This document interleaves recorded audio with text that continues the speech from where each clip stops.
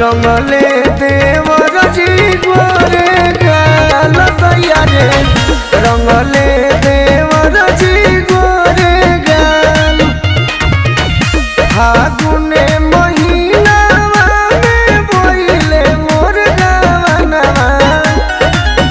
ससुरा में भोइनी लाले लाल दैया रे रंगले देवर जी गोरे गाल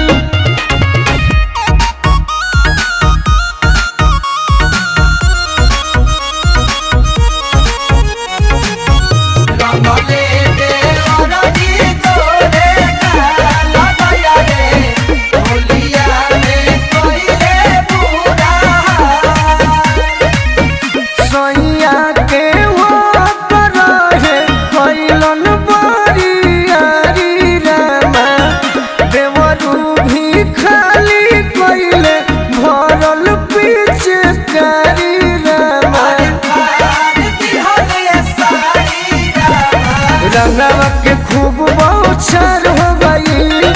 होलिया सबके यादगार हो गई एको रखाली नहीं बचल गोरायंगवा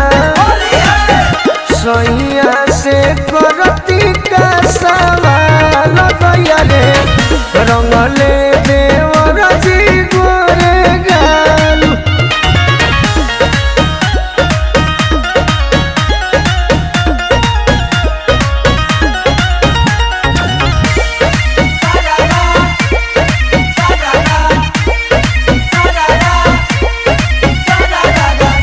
तनी परेशानी भइल मजा आइल खूब रामा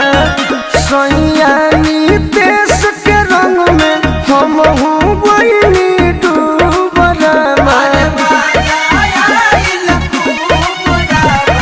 होलिया के मजा हम जान गइनी गोलू शंकर के भी मान गइनी भांग पी के अपू संगे ठुमका खूब लगैनी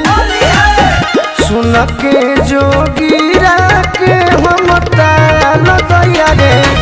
रंगले